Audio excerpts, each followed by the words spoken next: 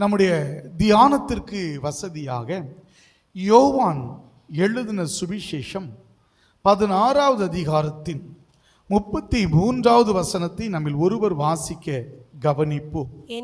யோவான் 16:33. என்னிடத்தில் உங்களுக்கு சமாதானம் உண்டாயிருக்கும் பொருட்டு, என்னிடத்தில் உங்களுக்கு சமாதானம் உண்டாயிருக்கும் பொருட்டு இவைகளை உங்களுக்கு சொன்னேன். உலகத்தில் உங்களுக்கு உபத்திரம் உண்டு. உலகத்தில் உங்களுக்கு உபத்திரவம் உண்டு. ஆனாலும் திடன் கொள்ளுங்கள். நான் உலகத்தை ஜெயித்தேன். ஆமென். ஹல்லேலூயா. என்னிடத்தில் உங்களுக்கு சமாதானம் உண்டாயிருக்கும் பொருட்டு.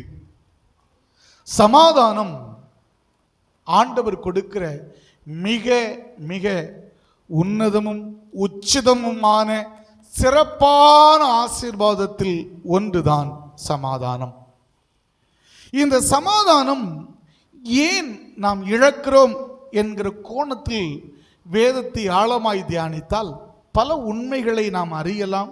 பல நேரங்களிலும் பல கால சூழ்நிலைகளிலும் வேதத்தின் அடிப்படையில் நாம் அறிந்து ஜெபித்து நம்முடைய வாழ்க்கையை சீர்திருத்துவதற்கு நேராக நாம் ஒப்பு கொடுத்திருக்கிறோம். என்னிடத்தில் உங்களுக்கு சமாதானம் உண்டாயிருக்கும் பொருட்டு இவைகளை உங்களுக்கு சொன்னேன். ஒரு குடும்ப தலைவன் அல்லது குடும்பத்தில் இருக்கிற அந்த தலைவனுடைய மனைவி, பிள்ளைகள் இப்படி எடுத்துக்கொள்வோமானால் இந்த சமாதானம் என்கிற அந்த ஒற்றை வார்த்தையை அவர்களோடு பேசினால் அடுக்கடுக்காய் சொல்லுவார்கள். எங்கள் வீட்டில் தான் சமாதானங்கிறதே இல்லை என்று சிலர் சொல்லுவார்கள். சிலர் சொல்லுவார்கள், என்னவோ சமாதானமாய் வாழலாம், நல்ல ஒரு மனைவி கிடைத்திருக்கின்றார்கள், நல்ல கணவன் கிடைத்திருக்கிறார், நல்ல பிள்ளைகளை ஆண்டவர் தந்திருக்கிறார் என்று நான் நினைத்தால் அந்த சமாதானம் என்பது மிகுந்த தூரமான ஒன்றாக எங்களுக்கு இருக்கிறது என்றே பலர் சொல்லுகிறதை நாங்கள் கேட்டிருக்கின்றோம். வியாபாரம் செய்கிற மனிதர்களை பார்த்தால் அவர்கள் சொல்லுவார்கள், ஐயா, ஒரு நாள் கூட நிம்மதியாய் சமாதானத்தோடு கூட இந்த வியாபாரத்தை செய்ய முடியவில்லை. தொழிலாளிகளுடைய பிரச்சனை ஒருபுறம், இன்னும் அரசு திடுதிப்பு என்று சொல்லி சில அறிவிப்புகளை கொடுத்து எங்களை அச்சுறுத்துகிறது. எனவே எங்களுடைய வருமானங்கள் எல்லாம் நாங்கள் அரசுக்கே வரியாக கட்ட வேண்டி இருக்கிறது. எங்கள் வீணான சிரமங்களை நாங்கள் அனுபவிக்க வேண்டியதுக்கு சமாதானமே இல்லை என்றே சில வியாபாரம் செய்கிறவர்களும் சொல்லிக் கொண்டிருக்கின்றார்கள். ஏன் நமக்கு சமாதானம் இல்லை என்று கேட்போமானால் அதற்கு சில நியாயமான காரணங்கள் இருக்கிறது. நம்முடைய மனதிலே சில காரியத்தை குறித்து தவறாய் புரிந்திருக்கின்றோம். அந்த தவறான புரிதல்ல நாம போய்கொண்டிருக்கும் போது நம்முடைய சமாதானம் எடுபட்டு போய்விடுகிறது. சமீபத்தில் ஒரு நண்பர் ஒருவரை சந்தித்து பேசி கொண்டிருந்த போது அவர் இப்படிதான் சொன்னார், எங்க பார்த்தாலும் இந்த குறிப்பிட்ட வியாபாரம் நன்றாய் செழித்து கொண்டிருந்தது, அதனால நானும் அந்த வியாபாரத்தை செய்தா நான் வியாபாரத்தில் வலுவடைந்து விடலாம் அப்படின்னு சொல்லிட்டு நான் கொஞ்சம் முதலீடுகளை செய்தேன். முதலீடுகளை செய்து வியாபாரத்திற்குள் நுழைந்த போது தான் புரிந்தது, என்னுடைய முதலீடுகள் எல்லாம் ஒன்றுமில்லாமல் ஆகிவிட்டது. ஆனால் நான் செய்த தொழிலை இன்னொருவர் மிகவும் கச்சிதமாய் செய்து கொண்டிருக்கிறார் என்று அவர் குறைவுபட்டு கொண்டிருந்தார். அப்போ அந்த நண்பரை பார்த்து நான் சொன்னேன், நண்பரே, அவர் கச்சிதமாய் செய்து கொண்டிருக்கிறது போல உங்களுக்கு தெரிகிறது, அவர் காரில் அங்கேயுமா போயிட்டு வருகிறது போல உங்களுக்கு தெரிகிறது, அமைதியாய் அவர் வாழ்ந்து கொண்டிருக்கிறது போல உங்களுக்கு தெரிகிறது. இந்த அமைதியை, இந்த கச்சிதமான ஒரு பயணம், இதுக்கு பின்னாடி எத்தனையோ வருட உழைப்பு உண்டு தெரியுமான்னு கேட்டேன். இதற்கு பின்னாடி எத்தனையோ இரவுகள் அவர்கள் தூங்காமல் இருந்த காலங்கள் உண்டு தெரியுமா? எத்தனையோ அந்த நேரத்திற்கு நேரம் சாப்பிடாமல் வேலைன்னு விழுந்தது உண்டு தெரியுமா? இவ்வளவு கடினமாய் உழைத்து அவர்கள் இன்றைக்கு இந்த நிலையில் இருக்கிறார்கள். இன்னைக்கு இந்த நிலையில் இருக்கிறத நீங்க பார்த்துட்டு இதே போல ஒரு தொழிலை நானும் செய்வேன் என்று நீங்கள் துணிந்து இறங்கினீர்கள் பாருங்க. அதுக்கு பின்னாடி அவர்கள் எவ்வளவு முதலீடு செய்தார்கள் என்பது உங்களுக்கு தெரியாது. ஒரு வியூ மட்டும் தெரிந்தது, அவங்க எவ்வளவு பணம் முடக்கினார்கள் என்று. ஆனால் எத்தனை ஆண்டுகால உழைப்பு அங்கே மறைந்திருக்கிறது என்று உங்களுக்கு தெரியல. அது உண்மை நிலை தெரியாததுனால தான் இந்த வியாபாரத்தில் நீங்கள் தோல்வி அடைந்தீர்கள். அப்பதான் அவர் யோசித்தார், உண்மைதான், நீங்க சொல்லுகிறது உண்மைதான். ஆம் கர்த்தருடைய பிள்ளைகளே, இதே போலதான் எனக்கு சமாதானமா நான் வாழ்ந்துடலாம் அப்படின்னு நினைக்கிறேன், வாழ முடியல. என் குடும்பத்தில் சமாதானமா என் வாழ்க்கை போயிரும் நினைக்கிறேன், என் குடும்பம் சமாதானமா போக முடியல. ஏன் அப்படிங்கிற கேள்விக்கு பதில் என்ன அப்படின்னா, நாம சில தவறான தகவல்களை அறிந்து வைத்திருக்கின்றோம். இதனால தான் தன் சீடர்கள் அப்படிப்பட்ட ஒரு நிலையில போயிடக்கூடாதே, தன் சீடர்கள் ஐயோ நான் ஏமாற்றப்பட்டு விட்டேனே, போலியான வாக்குறுதியை என் ஆண்டவர் தந்து விட்டாரே அப்படின்னு சொல்லி ஒரு நாள் அவருக்கு திட்டி விடக்கூடாதுங்கிறதுக்காக அவர் உயிரோடு இந்த பூமியில் இருக்கும்போதே சொல்லுகிறார், என்னிடத்தில் உங்களுக்கு சமாதானம் உண்டாயிருக்கும் பொருட்டு இவைகளை உங்களுக்கு ஏமாத்திட்டாருப்பா. அவர் பின்னாடி போனேன், அவர் கூப்பிட்டாரு, வாங்க நான் உங்களுக்கு இளைப்பாறுதல் தருவேன் வாங்கன்னு கூப்பிட்டாரு. இளைப்பாறுதல் கிடைக்கும்னு போனா என் சமாதானம் அல்லவா போனது. ஐயோ எனக்கு இந்த நஷ்டம் அல்லவா ஏற்படுகிறது, என்னை அடிக்க துரத்துகிறார்களே, என்னை சிறையில் தள்ள முற்படுகிறார்களே அப்படின்னு சொல்லி ஒரு நாள் சீடர்கள் புலம்பி விடக்கூடாதுங்கிறதுக்காக ஆண்டவர் மிக மிக தெளிவாக இந்த 16வது அதிகாரத்தில் சில விவரங்களை சொல்லுகின்றார். இந்த அற்புதமான காலை வேளையிலும் கூட எனக்கு அன்பான தேவனுடைய பிள்ளையே, என் ஆண்டவர் உங்களுக்கும் எனக்கும் சமாதானம் கொடுக்கிறவர் தான். உன்னுடைய வாழ்க்கை இளைப்பாறுதல் இல்லாமல் இருக்கிறதா, வா உனக்கு இளைப்பாறுதல் கொடுக்கிறேன் என்று அழைக்கிறவர் தான், அழைத்தவர் தான். அப்படி இருக்க இந்த சமாதானத்தை நாம் பெற்றுக்கொள்ள வேண்டுமானால் என்ன செய்ய வேண்டுமானால், முதலாவது நம்முடைய கைகளில் ஒரு பிடி இருக்கிறது. நீங்களும் நானும் சில தவறான தகவல்களை அறிந்து வைத்திருக்கின்றோம். எங்களை போன்ற போதகர்கள் அறிந்தோ அறியாமலோ உங்களுக்கு கற்றுக் கொடுத்தவைகளை உங்கள் புரிதலோ அல்லது போதகருடைய போதனையில் இருக்கிற தவறுகளோ என்னவோ தெரியவில்லை, நம்மை தவறான சிந்தைக்குள் வைத்து விட்டது. இயேசுநாதரிடம் வந்துவிட்டால் போதும், இந்த பூமியில் எல்லாம் கிடைத்துவிடும்.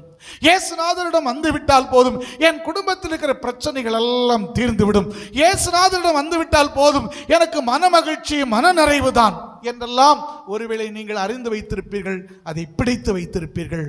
ஆண்டவராகிய இயேசு சொல்லுகிறார், எப்பா இந்த உலகத்தில் உங்களுக்கு உபத்திரவம் உண்டே. இதை நான் சொல்றத புரிஞ்சிக்கா. ஏன் அப்படின்னா ஒரு நாள் வரும், அன்று நீ என்னோடு கூட எங்களோடு கூட சமாதானத்தில் இருக்கணும். இந்த ஆண்டவர் என்ன ஏமாத்திட்டார் நீ சொல்லிவிடக்கூடாது, அதுக்காகவே ஏழியரா முன்னாடியே நான் உனக்கு சொல்லுகிறேன் என்று அவர் சொல்லுகிறார். எனவே நம்முடைய மனதில் இருக்கின்ற சில தவறான அபிப்பிராயங்களை, தவறான கருத்துக்களை, சில வாக்குறுதிகளை எல்லாம் தூக்கி தூர எறிந்து விட வேண்டும். இந்த உலகத்தில் நமக்கு உபத்திரவம் உண்டு, இவைகளின் நடுவில் ஆண்டவர் சமாதானம் கொடுக்கிறார், இளைப்பாறுதல் கொடுக்க அழைத்திருக்கின்றார்.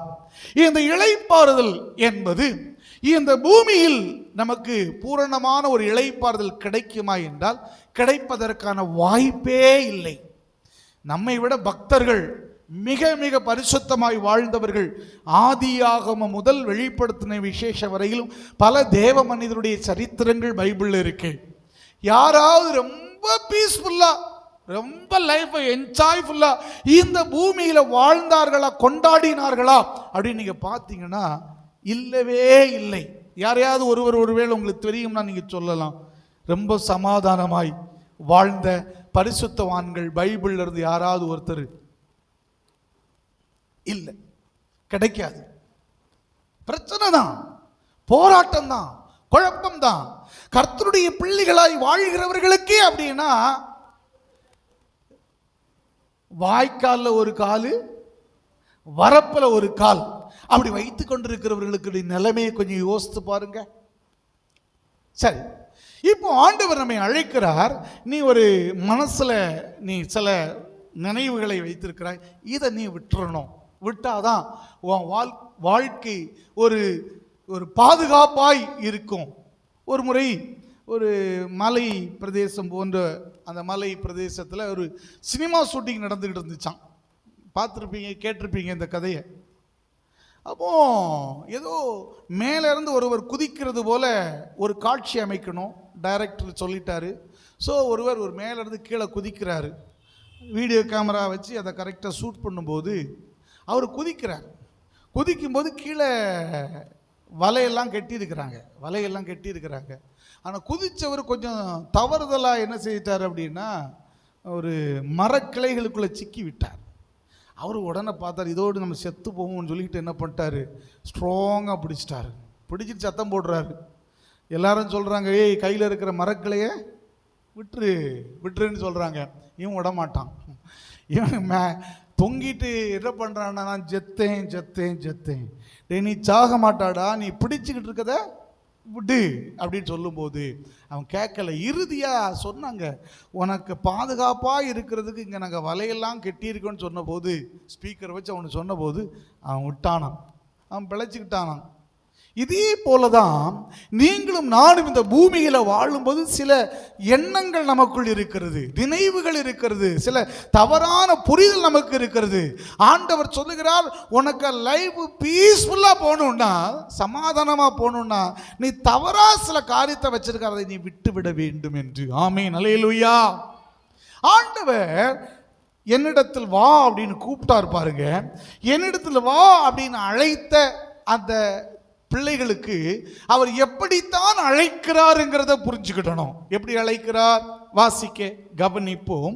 மத்தேயு எழுதின சுவிசேஷம் 16வது அதிகாரம் 24வது வசனத்தை வாசிப்போம். அப்பொழுது இயேசு தம்முடைய சீஷர்களை நோக்கி, ஒருவன் என்னை பின்பற்றி வர விரும்பினால் வர விரும்பினால் அவன் தன்னைத்தான் வெறுத்து தன் சிலுவையை எடுத்துக்கொண்டு என்னை பின்பற்ற கடவன். அழகாய் சொல்லிட்டாருப்பா. உனக்கு இளைப்பாறுதல் தருவேன்னு சொன்ன அந்த ஆண்டவரே சொல்லுகிறாரு, நீ வரும்போது சிலுவை என்ன செய்யணும், எடுத்துட்டு வரணும். இந்த உலகத்தில் உங்களுக்கும் எனக்கு உபத்திரவம் உண்டு, சில பாடுகள் உண்டு. இயேசுவை பின்பற்றுகின்ற ஒவ்வொருவருக்கும் பாடுகள் உண்டு. எனக்கு பாடுகளே இல்லைன்னா நீ இன்னும் அவரை பின்பற்றவில்லை என்று அர்த்தம். பாடுகள் இருக்குது அப்படின்னா நீ பின்பற்றுகிறாய் என்றும் எடுத்துக்கொள்ளலாம். இந்த பாடுகள் நீ இயேசுவை பின்பற்றுகிறதினால் வருகிற பாடுகளா, உன்னுடைய தவறான நடவடிக்கைகளினால் கிடைத்த பாடுகளாங்கிறதையும் கொஞ்சம் யோசித்துக்கிடணும். ஆண்டவரை பின்பற்றும் போதும் பாடு உண்டு, தவறான ஒரு நடைமுறைகள் வாழ்க்கையை வாழ்ந்து கொண்டிருக்கும் போதும் பாடுகள் உண்டு. இயேசுவை பின்பற்றுகிற நமக்கு பாடுகள் உண்டு. இந்த பாடுகள் எப்படிப்பட்ட பாடு தெரியுமா? நான் கொஞ்சம் யோசித்து பார்த்தேன். இந்த பாடுகள் எப்படின்னா, நம்முடைய தலை மேலே இருக்கிற தலை மயிர் நமக்கு கொடுக்கிற பாரம் தான் இந்த பாடுகள். எந்த பாடு? இயேசுவை பின்பற்றுகிற ஒரு மனிதன் தன்னுடைய வாழ்க்கையில பாடுன்னு நினைப்பாம்னா அந்த பாடு தன் தலைமயிரை சுமப்பதற்கு ஒப்பானது தான். அவ்வளவுனா எளிதானது. கிறிஸ்துவின் அந்த அந்த கிறிஸ்து நிமித்தம் கிடைக்கிற அந்த பாடுகள் என்பது நமக்கு ஒரு பரவசத்தை கொடுக்கக்கூடியதாக இருக்கும். நீங்கள் பார்த்தீங்கன்னா தெரியும், சின்ன பிள்ளைகள் 2-3 பிள்ளைகள் எல்லாம் சேர்ந்து ஒரு வேலையை செய்யுங்க அப்படின்னு சொன்னால் ரொம்ப இன்ட்ரெஸ்டாக செய்யும். நாங்கள் சிறுவர்களாக இருக்கும்போது வீட்டு பக்கத்தில் எங்கேயாவது வேலைகள் நடக்கணும் வைங்களாம், அப்போது அந்த காலகட்டத்தில் கொண்டு செங்கலெல்லாம் இறக்கி வைப்பாங்க. செங்கல் இறக்கி வச்ச உடனே அந்த வீட்டு வேலை செய்கிறவங்க சில ரொம்ப ட்ரிக்கியாக செலவு செய்வாங்க. எப்படின்னா, டே இங்கே வாங்க பிள்ளைங்கள்லாம் வாங்க ஓடிவாங்க. ஒன்று குட்டி பிள்ளைங்கள்லாம் நாங்கள்லாம் அப்படி ஒரு 1/2 டஜன் 1 டஜன் பக்கத்தில் ஜாடி வந்துடுவோம். ஓடிவாங்க. எல்லாருக்கும் என்ன ஸ்வீட் உண்டு, மிட்டாய் உண்டு, முறுக்கு உண்டு, காப்பி உண்டு. இந்த செங்கலெல்லாம் பறக்குங்க என்ன போதும், ஆட்டா பாவமே. சில நிமிஷத்தில் அவ்வளவு செங்கல் எங்கே போய் சேர்ந்துடும்? அங்கே போய் சேர்ந்துடும். குசியாக இருக்கும். ஆனால் அதே ஆட்கள்கிட்ட வேலை அப்படின்னு சொல்லிட்டோன்னு வைங்களேன், அவன் 2 செங்கலை தூக்கிட்டு அப்படி இப்படி இப்படி இப்படின்னு அழுவான். இன்ட்ரெஸ்டா மனமகிழ்ச்சியா செய்தா அந்த பாடுகள் ஒரு சுமைகளை போல தெரிவதே இல்லை. ஆமென், ஹல்லேலூயா. கிறிஸ்துவை பின்பற்றுகிற ஒரு மனிதன் கிறிஸ்து நிமித்தம் வருகிற பாடுகளை இன்பமாய் அனுபவிப்பானானால் அது பாடுகளாகவே அவனுக்கு தெரியாது. இதுதான் உண்மை. ஆமென், ஹல்லேலூயா. பாடு உண்டுமா, அவரை பின்பற்றும் போது வேதனை உண்டம்மா, அவரை பின்பற்றும் போது துன்பம் வருமம்மா, துயரம் உண்டம்மா, உலகத்தில் உங்களுக்கு உபத்திரம் உண்டுன்னு சொல்லி இருக்கிறார். ஆனா அதை மகிழ்ச்சியோடு கூட நாம் சுமப்போமானால் அது ஒரு சுமையை போல தெரியாது. ஆனா அதே வேளையில கிறிஸ்து இல்லாத ஒரு சுமையை சுமந்துட்டோன்னா ஒரு சின்னதாக கையில் ஒரு தோல் உறிஞ்சா போதும். சிலவங்களுக்கு பார்த்தீங்கன்னா சோப்பு அலர்ஜியாக இருக்கும், எல்லாருக்கும் இருக்கும். ஒரு திடீர்னு ஒரு ஏதோ சூழ்நிலைகளில் ஒரு துணி துவைக்கும்போது அந்த நகத்தோடு சேர்ந்து ஒரு ஸ்கின் இருக்கும் பார்த்தீங்களா, அப்படி லைட்டாக தூக்கிட்டு நிற்கும். அப்பா சில ஆள் அவ்வளவுதான், அப்பா ஏம்மா, இந்த கிறிஸ்து உனக்கு பாடுகள் வழியா அவனை நடத்துகிறார். ஆனா நீ இத ஒரு சந்தோஷமா அந்த பாடுகளை நினைக்கலன்னா சின்ன பிரச்சனையை கூட நீ என்ன செய்யணும், பெருசா தூக்கிட்டு போகணும்.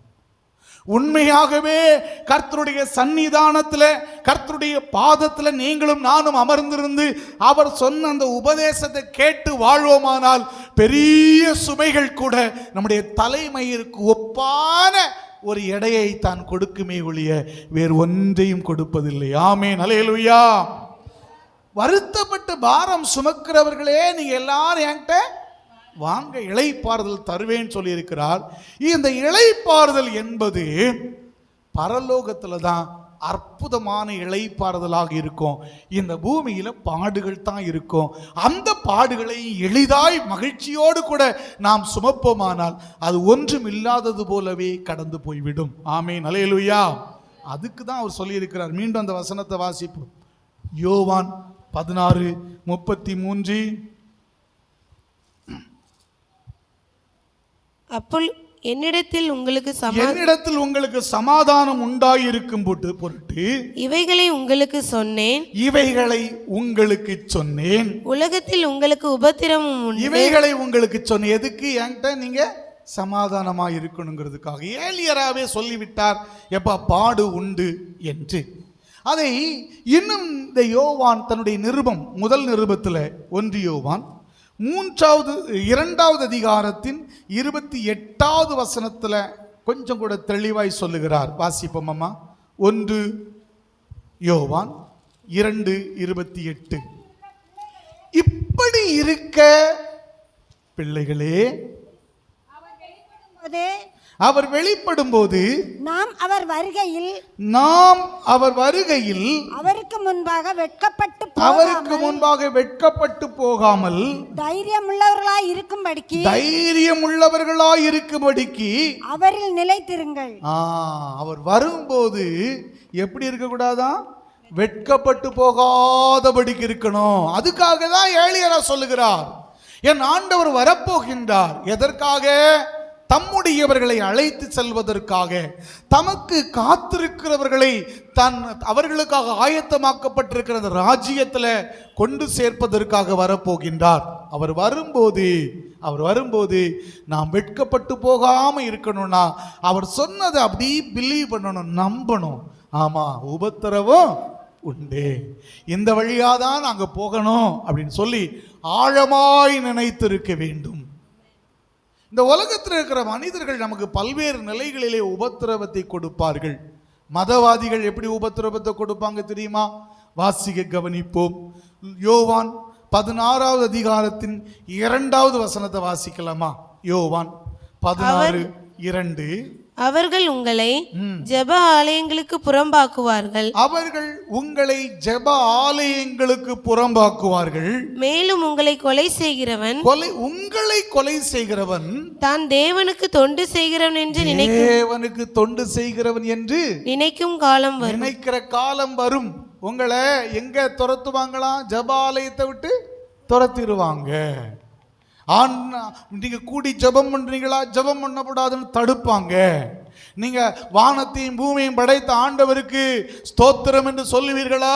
அது அவர்களுக்கு உபத்திரவம் என்று கருதி உங்களை பல விதத்தில் துன்பப்படுத்துவாங்க. என கொலையும் செய்வார்களாம். அந்த நாட்கள்ல இருந்து இந்நாள் வரையிலும் அந்த பிரச்சனை தொடர்ந்து கொண்டே இருக்கிறது. கொலை செய்கிறவன் எப்படி செய்வானா தெரியுமா?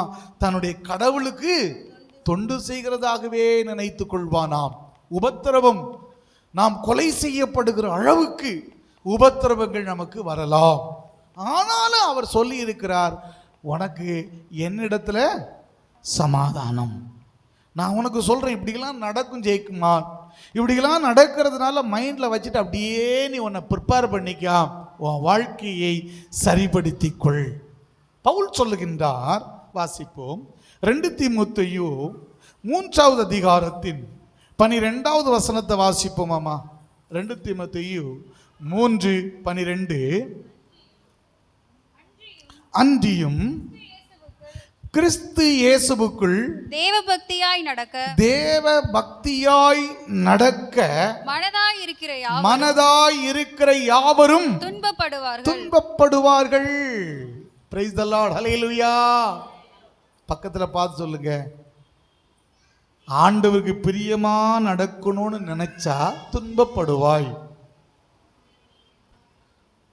துன்பப்பட்டது போலயே தெரியலையே நிறைய பேர், இல்லையா? துன்பமே இல்லை, இன்பம் இன்பம் இன்பம். Question mark. அந்த இன்பத்திற்கு பின்னணி என்ன? தேவ பக்தியாய் ஒருவன் நடக்க அவன் தீர்மானம் எடுப்பானால் துன்பப்படுவான். நீ பைபிளை தூக்க ஆரம்பிச்சிட்ட உடனே நேற்று வரை எதிர்த்தவன், நேற்று வரை பணிந்து போனவன் பைபிளை தூக்கிட்டு அவன் என்ன செய்திருவான்? காலரை தூக்கி விட்டுருவான். வா மௌனே வா, உன்னை நான் கவனிச்சுக்கிடுறேன். ஏன்னா இனி உன்னை எதுக்கலாம், நீ ஒன்றும் செய்ய மாட்ட. நிறைய பேர் அப்படிதான். நீ துன்பப்படுவாய் நண்பா. பக்தியாய் நடக்க நீ முற்படும் போது துன்பப்படுவாய். நீ செய்கிற வேலைக்கு உனக்கு போதுமான சம்பளம் கிடைப்பதில்லை, துன்பப்படுவாய். மற்றவர்கள் செய்கிறதை விட அதிகமாக உன்ட வேலை வாங்குவாங்க, நீ துன்பப்படுவாய். உறவினர்கள் உன்னை ஏளனமாய் பேசுவார்கள், நீ துன்பப்படுவாய். ஓ, மற்ற எல்லாரை விட உன்னை அநாகரிகமாய் நடத்துவார்கள், துன்பப்படுவாய். ஏன்னா நீ ஒன்றும் செய்ய மாட்டியே, ஒன்றும் செய்ய மாட்டியேன்னு சொல்லி. தேவ பக்தியாய் நடக்க முற்படுகிற யாவரும் துன்பப்படுவார்கள். இதுவே பவுல் தன்னுடைய வாழ்க்கையிலே கண்ட ஒரு உண்மை. எனக்கு அன்பான ஆண்டவருடைய பிள்ளையே, என்னிடத்தில் உங்களுக்கு சமாதானம் உண்டாயிருக்கும்படி நான் சொல்லுகிறேன். ஐயோ ஆண்டவரை தேடி வந்தேனே, என் துன்பம் மாறல. ஐயோ ஆண்டவரை தேடி வந்தேனே, எனக்கு சமாதானம் கிடைக்கல. ஐயோ, பல பிரச்சனைகள் நீங்க நினைக்கலாம். கர்த்தருடைய பிள்ளையே, ஐயா உனக்கு சமாதானத்தை கொடுப்பார். எப்ப கொடுப்பார் தெரியுமா? நித்தியமான அந்த ராஜ்யத்திற்குள் நுழையும் போது நிரந்தரமான, ஒருவராலும் கொடுக்கவும் ஒருவராலும் எடுக்கவும் முடியாத சமாதானத்தை கொடுப்பார். ஆனா இந்த காலகட்டத்தில் துன்பம் வரும். ஆனால் அந்த துன்பத்தை நீ இன்பமாய் எண்ண வேண்டுமானால் 2 காரியத்தை மாத்திரம் நான் உங்களுக்கு சுட்டி காண்பிக்க விரும்புகின்றேன். 1, வாசிக்க கவனிப்போம். ரோமருக்கு பவுல் எழுதின நிருபம் 8வது அதிகாரத்தின் 36வது வசனத்தை வாசிப்போமா?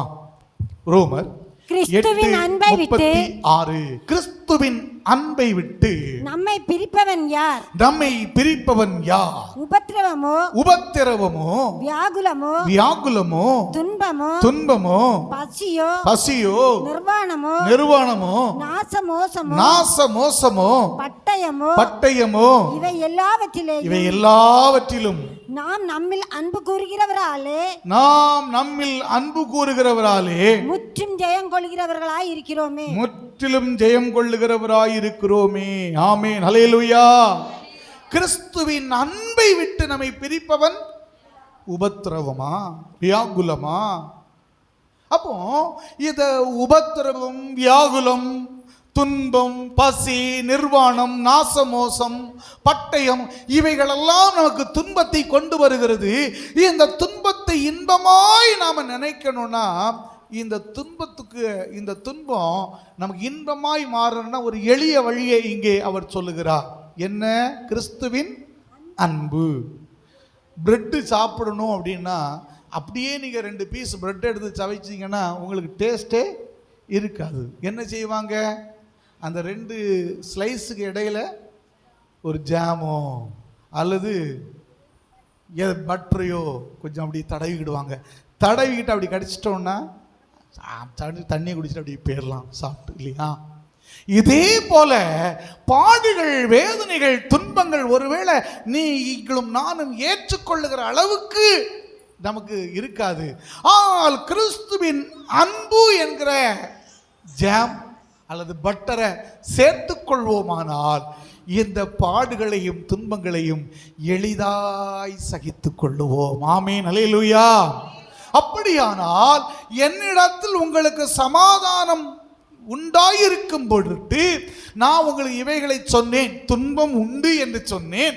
அப்ப என்னிடத்தில் நீங்கள் என்னை விட்டு போய்விடாமல் என்னிடத்திலே இருந்து அந்த சமாதானத்தை பெற்றுக்கொள்ள வேண்டுமானால் ஆண்டவர் சொல்லுகிறார், கிறிஸ்துவின் அன்பு உங்களுக்கு தேவை. ஆமென், அல்லேலூயா. வாயை திறந்து சொல்லுங்களேன், அல்லேலூயா. கிறிஸ்துவின் அன்பு.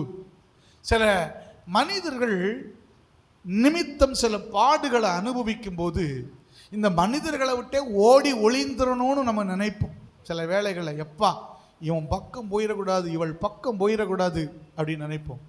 திருப்பி உட்கார்ந்துருந்து யோசிக்கும் போது சில நெருக்கடியான சூழ்நிலைகள் அவர்கள் பாராட்டின அந்த அன்பு நம்ம மனசில் என்ன செய்யும்? வந்து அப்படி தட்டி நிற்கும். இந்த நெருக்கடியில் அவர்கள் உனக்கு நல்ல ஆலோசனை கொடுத்தார்களே, உதவினார்களே, கூட நின்றார்களே, இவர்களை விட்டு விடுவது சரியல்ல அப்படின்னு தோணும். இந்த துன்ப நேரத்தில் அவர்கள் என்றோ காட்டின ஒரு அன்பு. இதே போல ஆண்டவர் கொடுக்கிற சமாதானத்தை நாம் பெற்றுக்கொள்ள வேண்டும் என்கிற அந்த கோலோடி கூட பயணிக்கும் போது இவ்வுலகத்திலே துன்பங்கள் வரும். இந்த துன்பம் நம்மை பிரிக்க முற்படும். ஆனால் பவுல் சொல்லுகிறார், ஐயோ 2000 ஆண்டுகளுக்கு முன்பதாக அவர் இந்த பூமிக்கு வந்து எனக்காய் இரத்தம் சிந்தி தன்னுடைய அன்பை வெளிப்படுத்தினாரே, அந்த அன்பை நான் நினைச்சு பார்க்கிறேன். அந்த அன்பு இந்த துன்பத்திற்கும் துயரத்திற்கும் ஈடாகவே ஆகாது. ஹல்லேலூயா. சத்தமா ஹல்லேலூயா. நம்ம எல்லாருக்கும் ஒரு நோய் பிடித்திருக்கிறது. என்ன நோய்? மறதி என்கிற நோய் பிடித்திருக்கிறது. அதனால தான் பலர் அவருடைய இயேசுவின் தியாகத்தை மறந்து விடுகிறோம். இயேசு நமக்காக பாராட்டின எல்லா தியாகத்தையும் நாம் மறந்து விடுகின்றோம். இன்னைக்கு ஆண்டவர் நம்ம இடத்துல எதிர்பார்க்கின்றார், எப்போ அந்த கிறிஸ்துவின் அன்பு இருந்துச்சுன்னா இந்த பாடுகளை எல்லாம், இந்த பிரச்சனைகளை எல்லாம் நீ எளிதாகி தாண்டி செல்லலாம். எப்படி அம்மா அந்த அன்பு நமக்கு கிடைக்கும்? பவுல் சொல்லுகிற ஒரு குறிப்பை மாத்திரம் வாசித்து விடுவோம். ரோமர் 5:5. ரோமர் 5:5. மேலும் நமக்கு அருளப்பட்ட பரிசுத்த ஆவியினாலே தேவ அன்பு நம்முடைய இருதயங்களில் ஊற்றப்பட்டிருக்கிறபடியால் அந்த நம்பிக்கை நம்மை வெட்கப்படுத்தாது. ரோமர் 5:5 சொல்லுகிறது, எப்படியாம் நமக்கு அருளப்பட்ட பரிசுத்த ஆவியினாலே தேவனுடைய அன்பு நம்முடைய இருதயங்களில் ஊற்றப்பட்டிருக்கிறது. Praise the Lord. சத்தமா சொல்லுங்க, ஹல்லேலூயா. பரிசுத்த ஆவியை பெற்றிருக்கிற நமக்கு தேவனுடைய அன்பு, பரிசுத்த ஆவி அப்படின்னோடனே சிலர் நினைக்கிறாங்க பொத்துன்னு கீழே விழணும்னு சொல்லி, சிலர் நினைக்கிறாங்க இல்லை பயங்கரமாக சத்தம் போடணும்னு சொல்லி, சில அது பயங்கரமான ஒரு அனுபவம் போல காண்பிக்கணும்னு நினச்சி. நல்லா கவனிங்க. நம்ம ஒரு 2-3 பேர் காலையில் ஒரு 5 o'clock அல்லது 6 o'clock ஒரு குளத்தில் குளிக்க போகிறோம், அல்லது வீட்டிலையே விடிய காலம் ஷவரில் குளிக்கிறோன்னு வைங்களேன். எப்படி குளிப்போம்? ஷவரை திறக்கும், அல்லது குளத்தில் குளிக்கும்போது இப்படி குளிப்போமா, அல்லது ஒரு ஏதாவது ஒலி எழுப்புவோமா? சிலர் என்ன வச்சுக்கோமா, எரும மாட்டில் மழை பெய்தது போல குளிச்சுட்டு வந்துடுவான். சிலவன் அப்படி தண்ணி குடிச்சா இல்லையா? இதை போல இந்த கிளைமேட்டில் ஒரு சின்ன சேஞ்ச் வரும்போது கூட ஒரு உணர்வு நம்மை தட்டுகிறது. இதே போல ஆவியிலே, இந்த மனுஷ ஆவியிலே அந்த தேவனுடைய ஆவியானவர் தொடும்போது, இறங்கும் போது, பலப்படுத்தும் போது ஒரு உணர்வுகள் ஏற்படுவது இயல்பான ஒன்றுதான். ஆமென், அல்லேலூயா. வெரி ரேரா கிளர் விழலாம், வெரி ரேரா சில சத்தத்தை எழுப்பலாம், வெரி ரேரா தன்னுடைய நிலை மறந்து சில ஸ்தோத்திரம் பண்ணலாம், சிலர் அமைதியா பண்ணலாம்.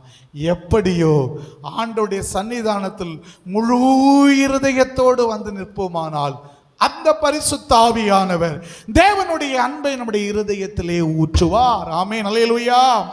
இந்த அன்பு ஒரு மனிதனுடைய உள்ளத்திலே ஊற்றப்படுமானால் பசியோ, நிர்வாணமோ, பஞ்சமோ, நாசமோசமோ, பட்டயமோ எதுவாயிருந்தாலும் இந்த தேவனை விட்டு அவன் விலகி போகவே மாட்டான். ஆமென், அல்லேலூயா. இந்த உபத்திரம் வழியாய்த்தான் நான் அந்த சமாதானத்தை அனுபவிக்க முடியும் என்று சொல்லி அந்த சிலுவையை சுமந்து கொண்டே போவான். தவறான கோட்பாடுகள் தன்னிடத்தில் இருக்குமானால் தூக்கி வீசி விடுவான். என்ன தவறான கோட்பாடு? இயேசுவிடம் போனால் எல்லாம் சரியாகிவிடும், இயேசுவிடம் போனால் சுகம் கிடைத்துவிடும், இயேசுவிடம் போனால் எனக்கு எல்லா சம்பாத்தியமும் எல்லா ஆசீர்வாதமாக மாறிடும்னு நினச்சிட்டே வருவாங்க. சம்டைம்ஸ் உனக்கு ஆகலாம், சம்டைம்ஸ் கொஞ்சம் லேட் ஆகலாம், சம்டைம்ஸ் நீ இப்படியே போகலாம், தெரியாது. ஆனால் அவர் நமக்கு வாக்கு பண்ணின ஒன்று சமாதானம். என்னுடைய சமாதானத்தை உங்களுக்கு தாரேன், என்கிட்ட நீங்க சமாதானமா இருக்கணும்னு ஏழியரா சொல்லிட்டேன். உனக்கு பிரச்சனை வரும், பிரச்சனை வரும், பிரச்சனை வரும்னு சொல்லி அவர் நம்மை உற்சாகப்படுத்துகின்றார். ஆமென், அல்லேலூயா. பிரச்சனை வராது அப்படின்னு என்ன இருக்குன்னா தூக்கி தூர போட்டிருக்கமா, ஆனால் அந்த பிரச்சனையை நீ எளிதாய் தாண்டி போக முடியும் என்பதுதான் உண்மையான தகவல். ஆமென், அல்லேலூயா. சிறு பிள்ளைகள் எப்படி அந்த பெரிய செங்கல்ல எல்லாம் எளிதாய் சிரிச்சுட்டே சந்தோஷமா விளையாட்டாக எடுத்து அதை இடமாற்றுகிறார்களோ, இதே போல இந்த பிரச்சனை எல்லாம் நீ எளிதாய் கடந்து வேகமாய் செல்ல முடியும். ஆமென், அல்லேலூயா. சத்தத்தை உயர்த்தி ஹல்லேலூயா. சரி, இந்த தேவனுடைய அன்பு நம்முடைய இருதயத்தில் இருக்குமானால் இந்த பிரச்சனைகளை விட்டு நம்ம பயந்து ஓடவே மாட்டோம். நம்பர் 2 முடிச்சிருவோமா? 2வது வாசிக்க கவனிப்போம். யோவான் எழுதின சுவிசேஷம் 6வது அதிகாரத்தின் 67வது வசனத்தை ஒருத்தர் வாசிப்போமா? யோவான் அப்பொழுது இயேசு 67. அப்பொழுது இயேசு 67 அப்பொழுது இயேசு 12 நோக்கி, அப்பொழுது இயேசு 12 நோக்கி, நீங்களும் போய்விட மனதா இருக்கிறீர்களோ, நீங்களும் போய்விட மனதா இருக்கிறீர்களோ என்றார். சீமோன் பேதுரு அவருக்கு பிரதியுத்தரமாக, இயேசுநாதர் பிரசங்கம் பண்ணும்போது எல்லாரும் சாப்பாடு கிடைச்சுன்னு வந்தான், சுகம் கிடைச்சுன்னு வந்தான். இப்போ இயேசுநாதர் சொல்லுகிறாரு, என்ன சொல்றாரு? எப்பா, நான் தான் அப்பம், நான் சாப்பாடு தந்தேன் வந்தால, இப்போ நான் உனக்கு அடுத்து என்ன தர போறேன்? நான் தான் அப்பம், நான் தான் வானத்திலிருந்து வந்து இறங்கி வந்த அப்பம் அப்படின்னு சொல்லும்போது இந்த இஸ்ரவேலர்கள், இந்த யூதர்களுக்கு மாமிசம், மனித மாமிசம் சாப்பிட சொல்றாருன்னு இவங்க தவறாய் உணர்ந்து கொண்டார்கள். அவங்களுக்கு அது எதிரான ஒரு கொள்கை. என்ன இது கடினமான உபதேசமா இருக்கு, அவருக்கு மாம்சத்தை சாப்பிட சொல்றாரு அப்படின்னு சொல்லி ஒரு குரூப் அப்படியே எஸ்கேப் ஆகி போயிட்டு, இப்போ இயேசுநாதர் இந்த சிலுவை எடுத்துக்கிட்டு என் பின்னாடி வாப்பா, உனக்கு இளைப்பாறுதல் தருவேன்னு சொன்னாரு. அதை கேட்டு வந்தவங்களை பார்த்து கேட்கறாரு, இவன்லாம் போறான், நீயும் போறியா? அப்பதான் பேதுரு என்ன சொல்லுகிறான்? வாசிக்கலாம். சீமோன் பேதுரு இயேசுவுக்கு பிரதியுத்தரமாக, ஆண்டவரே, ஆண்டவரே, யாரிடத்தில் போவோம்? நித்திய ஜீவ வசனங்கள் உம்மிடத்தில் உண்டே. Praise the Lord. சத்தமா ஹல்லேலூயா. அவன் என்ன சொல்றான் தெரியுமா? இந்த ஸ்ட்ரகிள்ஸ், இந்த பிரச்சனை, இதெல்லாம் எனக்கு மேட்ரு ஒரு பிரச்சனையே இல்லை. ஏன்னா நீ சொல்லுகிற அந்த வசனம் எனக்கு அவ்வளவு இன்பத்தை கொடுக்கிறது, அது எனக்கு ஜீவனை கொடுக்கிறது, எனக்கு ஆன்மா மரித்து போய் இருக்கும் நம்முடைய வசனம் என்னுடைய ஆத்துமாவை உயிர்ப்பிக்கிறது. அதனால நான் எங்கே போவேன்? சாப்பாடு இல்லைனாலும் பரவாயில்லை, எது இல்லைனாலும் பரவாயில்லை, நான் உம்மை பின்பற்றுவேன். ஆமென், அல்லேலூயா. ஆண்டுடைய வசனம் அவ்வளோ இன்பமானது. கர்த்தருடைய பிள்ளைகளே, இயேசுநாதர் உயிர்த்தெழுந்து அந்த நாளில் மாலை வேளையில் நடந்து போகும்போது 2-3 சீடர்கள் வாராங்க. அவங்க கூட பேசி கொண்டிருக்கிறார். அப்படியே பேசிட்டு போறாரு. என்னப்பா பிரச்சனை, ரொம்ப கவலையா இருக்கிறீங்களே? ஒன்று அவங்க கேட்குறாங்க, உங்களுக்கு தெரியாதா எருசலேமில் நடந்த மேட்ரு உங்களுக்கு தெரியாதா? இப்படி இயேசு ஒருத்தர் அவரை சிலுவையில் அரைஞ்சிட்டாங்க, அப்படி இப்படின்னு சொல்லி அவர் அடக்கம் பண்ணப்பட்டாச்சு, அவரை குறித்து இப்படிப்பட்ட தகவல் இருக்கு. உடனே இயேசுநாதர் என்ன பண்ணுறாரு, அப்படி ஒன்றும் தெரியாத போல கேட்டுக்கிட்டு ஓவனா பேசுகிறார். பேசிக்கிட்டு ஒரு குறிப்பிட்ட இடம் போன உடனே நான் புறப்பட்டு போகிறேன்னு சொல்லும்போது அவர் சொல்ல, இல்லை இல்லை இல்லை, நீங்கள் எங்கள் கூட சாப்பிடுங்க, சாப்பிடுங்க வாங்க. உடனே சாப்பிட்டுட்டு கடைசியில் ப்ளஸ் பண்ணுவார். ப்ளஸ் பண்ணும்போது தான் அவங்க கண் திறக்குது. அப்போ தான் அவங்க சொல்கிறாங்க, டேய் இவ்வளவு நேரம் இவர் பேச பேச நம்முடைய இருதயம் கொழுந்து விட்டு, பிரைஸ் தி லார்ட், இருதயம் ரொம்ப சோர்வாக இருந்துச்சு. துக்கம், சிச்சுவேஷனை நினச்சி இப்படி இறந்து போனாரே அதை நினச்சி அவருக்கு ஒரு சடலத்தை எடுத்துகிட்டு போயிட்டாங்களே, என்னெல்லாமோ சொல்கிறாங்களே, ரொம்ப சோர்வாக இருந்தாங்க. அப்படி ரீகால் பண்ணி பார்க்குறாங்க, டேய் அவர் பேச பேச பேச பேச இருதயம் கொழுந்து விட்டு எரியவில்லையா? தேவனுடைய வசனம் நம்முடைய இருதயத்தை கொழுந்து விட்டு எரிய பண்ணும். தேவனுடைய வசனம் நம்முடைய சோர்வுகளை மாற்றும். தேவனுடைய வசனம் நம்முடைய பலகீனங்களை மாற்றும். தேவனுடைய வசனம் நம்முடைய எதிர்மறையான எண்ணங்களுக்கு ஒரு முற்றுப்புள்ளியை வைத்து நேர்மறையாய் கொண்டு செல்லும். தேவனுடைய வசனம் எல்லா பாடுகளின் நடுவிலும் கூட பரவசத்தோடு கூட முன்னோக்கி பயணிப்பதற்கு நமக்கு பலனை கொடுக்கும். அதனால்தான் இந்த தேவ மனிதன் சொல்லுகிறார்கள், நாங்க யார்கிட்டப்பா போவோம்? இந்த வசனம் கிடைக்கிறதுனால, இந்த வசனம் கிடைக்கிற உங்க பின்னாடியே நாங்க வந்துகிட்டு இருப்போம். யார் வேண்டுமானாலும் எங்க வேண்டுமானாலும் போகட்டும், நாங்க உங்களை விட்டு போக மாட்டோம். ஆமென், ஹல்லேலூயா. பாடுகள் வரலாம் நண்பர்களே, சோதனைகள் வரலாம், உபத்திரவங்கள் வரலாம், குழப்பங்கள் வரலாம். ஆனா இதை விட்டு, இயேசுநாதரை விட்டு வெளியே போகாமல் இருப்பதற்கு இந்த தேவனுடைய வார்த்தைகள் நம்மை பலப்படுத்தும். அதனால தான் சொல்லும், ஐயா பைபிளை படி, பைபிளை படி, பைபிளை படிட்டு. ஆனா எதை வேணாலும் படிப்பீங்க, எதை படிக்க மாட்டீங்க? ஆமா, நண்பர் ஒருத்தர்கிட்ட ஒரு முறை கொஞ்சம் விஷயத்தை சொன்னோம். இந்த சீட்ஸ் இருக்குது பார்த்தீங்களா, இந்த இந்த வெள்ளரிக்கை, இந்த என்ன உண்டு, இந்த பம்கின் சீடு, இப்படிப்பட்ட விதைகள் எல்லாம் உடலுக்கு நல்லதுன்னு சொன்னோம். அவரு ஆமாம், நாங்கள் 2 பேரும் ஒன்று டிஸ்கஸ் பண்ணி, ஆமாம் ஆமாம் ஆமாம் ஆமாம். கடைசியில் பார்த்தா என்ன, எங்கள் 2 பேர்த்துக்கு வீட்லேயும் பலவிதமான சீடு. நல்லதுன்னு சொன்னதும் என்ன செய்யிட்டோம். ஆனா இது எல்லாத்த விட பெட்டர் எது தெரியுமா? எத்தனையோ ஊழியர்கள் சொல்லியாச்சு, இந்த தேவனுடைய வார்த்தை ரொம்ப நல்லது, இந்த வேத வசனம் ரொம்ப நல்லது எம்மா.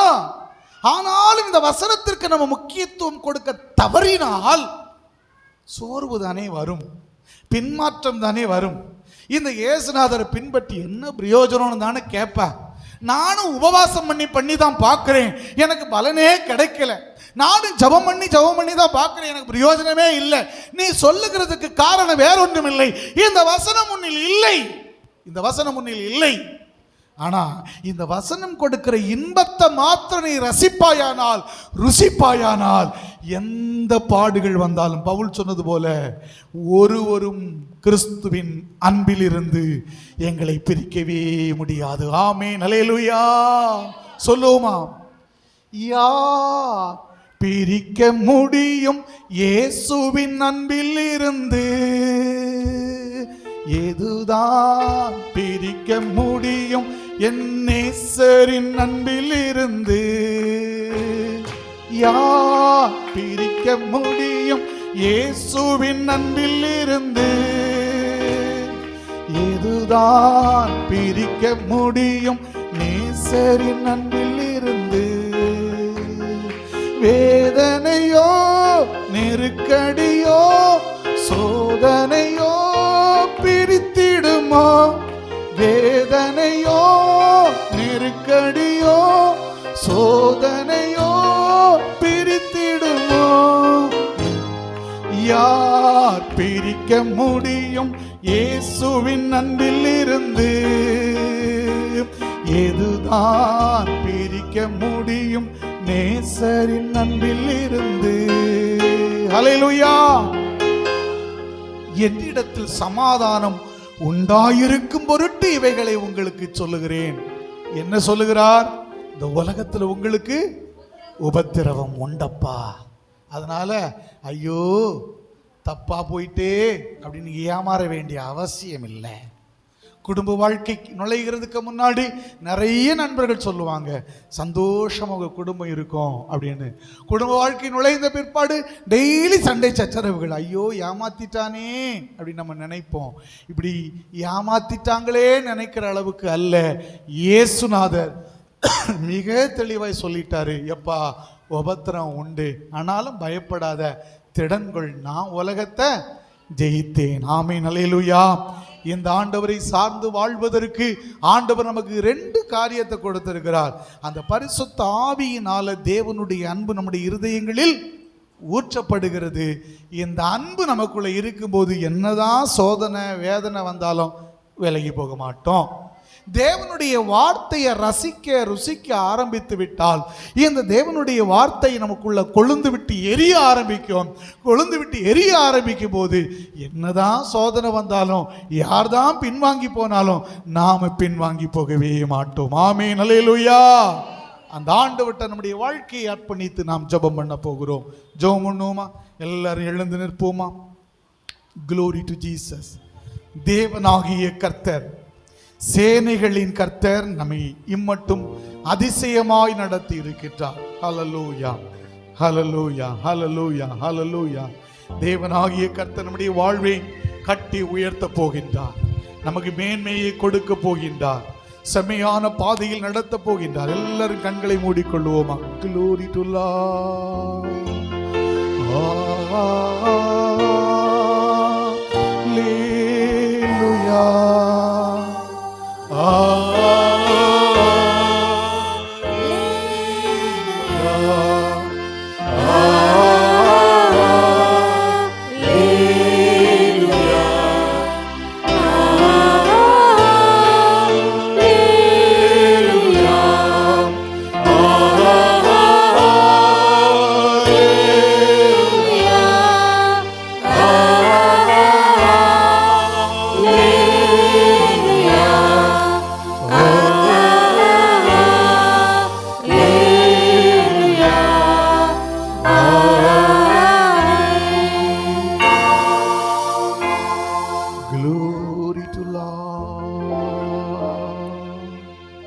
என்னிடத்தில் சமாதானம் உண்டாயிருக்கும் பொருட்டு இவைகளை உங்களுக்கு சொன்னேன் என்று ஆண்டவர் நமக்கு முன் அறிவித்திருக்கின்றார். உனக்கு பாடு உண்டு என்று, உபத்திரவம் உண்டு என்று. இவைகளை கடக்க பரிசுத்த ஆவியினால் ஒரு தேவனுடைய அன்பு உன்னுடைய இருதயத்தில் ஊற்றப்பட வேண்டும் என்றும், தேவனுடைய வார்த்தையின் மேல் நீ அதிக ஆர்வம் கொள்ள வேண்டும் என்றும் ஆண்டவர் உனக்கும் எனக்கும் சொல்லி இருக்கிறார். ஆம், ஆண்டவர் என்னோடு பேசி இருப்பது உண்மை என்று சொல்லுகிற பிள்ளைகள் கரங்களை தட்டி ஸ்தோத்திரம் பண்ணுவோமா?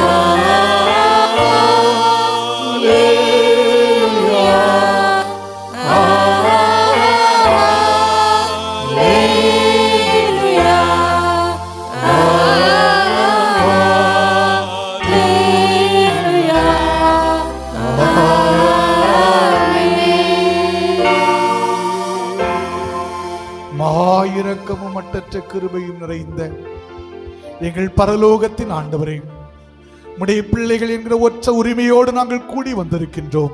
ஒரே குடும்பமாய் கூடி வந்திருக்கிறோம். சகோதர சகோதரிகளாய் கூடி வந்திருக்கிறோம். எங்கள் முழு குடும்பமாய் நாங்கள் கூடி வந்திருக்கின்றோம். கர்த்தாவே, எங்களை கண்ணோக்கி பார்த்தருளும், எங்களை நடத்தியருளும், எங்களை நினைத்தருளும். இந்த இடத்தில் தம்முடைய பிள்ளைகள் ஏறெடுத்த எல்லா ஜெபங்களுக்கும் நல்ல பதிலை தாரும். குடும்ப சமாதானத்திற்காய், பிள்ளைகள் எதிர்காலங்களுக்காய், குடும்ப வாழ்வின் மேன்மைகளுக்காய் உம்முடைய சன்னிதானத்தில் வேண்டிக் கொண்ட எல்லா குறிப்புகளுக்கும் வெகு விரைவிலே பதிலை தாரும் கர்த்தாவே. நாங்கள் சமாதானத்தோடு எங்கள் இல்லம் புறப்பட்டு போகவும், தொடர்ந்து வருகின்ற நாட்களிலே பாதுகாப்போடு கூட இந்த உலக பயணத்தை மேற்கொள்ளவும், வருகின்ற போராட்டங்கள், வருகின்ற துன்பங்கள், துயரங்கள், இவைகளில் தேவனுடைய அன்பையும் தேவனுடைய வார்த்தையையும் சார்ந்து கொண்டு பயணிக்கவும் கிருபையை தாரும் நாதா. எங்களை தாழ்த்துடைய கரங்களில் தருகின்றோம். இயேசுவின் நாமத்தில் வேண்டுகின்றோம் எங்கள் நல்ல பிதாவே, ஆமேன். என் ஆத்துமாவே கர்த்தரை ஸ்தோத்திரி, என் முழு உள்ளமே பரிசு